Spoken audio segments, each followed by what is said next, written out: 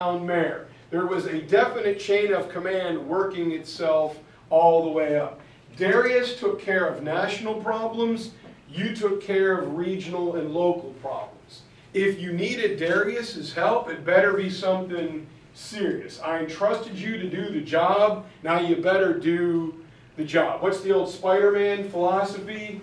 With great power comes great responsibility. So I gave it to you. Don't mess it up. But he didn't know if he could trust his guys.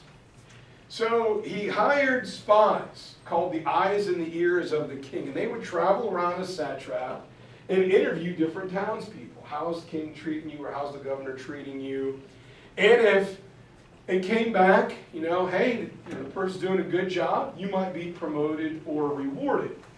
Or if the story was conflicting, and if one spy said you were doing good and another spy said you were doing bad, that governor was brought to Darius's palace. And they were given a big party in their honor, their favorite foods, favorite drinks, singing, dancing. They got a nice suite. And sometime during the night when you passed out, you became a foot shorter because you were beheaded and your head was put on a pole out front, paraded through the other satraps. If you mess with Darius, this is what happens. Anybody guess on how many times Darius had to pull the headless party trick? One time. He did it. Everyone was like, okay, yes sir, all right, we got this. So he did it to prevent corruption. Big thing that he did, part of it is still there, is he builds a road from pretty much the Persian Gulf all the way over to the Aegean Sea. It's called the Great Royal Road. And it was done to speed trade and communication and his army throughout the Fertile Crescent. Every 20 or 25 miles, about the distance a person can walk in a day, unless you're one of those marathon runners. Like, if I had to go from here to RDU, in my world, that's why they make cars. All right, but Bolin, I know you'd get there in about an hour and a half. All right, but at top speed, but that's just not going to happen. Every 20 or 25 miles, a little inn was built. A water well was dug, and fruit trees were planted. So if you were a merchant or a traveler, you got to stay at that inn for free. There was water and food for you to eat. At every depot, there was a corral of horses or ponies, and he had an ancient pony express that could speed communication from one end to the other. So a message in the Aegean Sea could make it to the Persian Gulf, the other end of the road, in less than 10 days. It was a very efficient way to speed trade, communication, and move his army. Other thing King Darius did was he wanted everything to be uniform.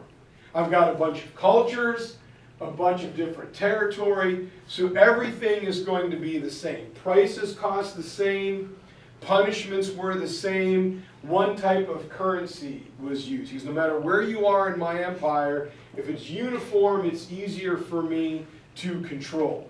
And the Persians are going to grow, they're going to kind of die off and shrink, and then they're going to come back even more powerful, and they're going to shrink again, and then they're going to come back. You just don't get rid of the Persians. And Darius and the king and the Great Royal Road is one of the reasons for it. A very stable, long-lasting government. My favorite people in the ancient Middle East are the Phoenicians. They didn't conquer a single person. They were happy little people. And they grew along the Mediterranean coast, and I call them the phone home Phoenicians because they were the first real long-distance sailors. We found Phoenician artifacts in and around like Plymouth, England, the southern coast of Great Britain. So they ventured out of the Mediterranean into the Atlantic, across the Channel to modern Great Britain. And their contribution is a couple things. Number one, they were the gossip girls of the ancient civilization. They spread trade, culture, and communication everywhere. They went to Egypt and got grain. They went to Greece and got olive oil. They went to Rome and got wine. And they traded it. Hey, you Egyptians got some pretty cool geometry to build those pyramid things. How did you do that? Oh, you Sumerians have this weird thing called algebra and, like, you know, 2 wheels on an axle. How did you do that? And they had to form a writing system to keep accurate records. So they invented like the world's first alphabet, a 22-letter alphabet that they could quickly write things down. So they pretty much spread everybody else's ideas, trade, technology, religion, all the way around the Mediterranean world, greatly aiding cultural diffusion. The Phoenicians were the one group of people that nobody really bothered because they did something, they had stuff everybody wanted. So you were good as long as you traded or had new technology or trade items. Nobody's going to mess with you. Nobody really bothered the Phoenicians until ancient Rome. Where were they? Lebanon, Israel today, right along the Mediterranean coast. Excuse me. Last group we're going to talk about, speaking of that area, are the ancient Hebrews. And the Hebrews are going to be vastly different and stand out from everybody else. And they come up with the world's first long-lasting look at monotheism, a belief in one all-knowing, all-powerful God. Ancient ancestor Abraham will migrate Tigris and Euphrates over to here, you know, around 1900 or so, we believe. And there starts the first of the world's 3 great monotheistic religions.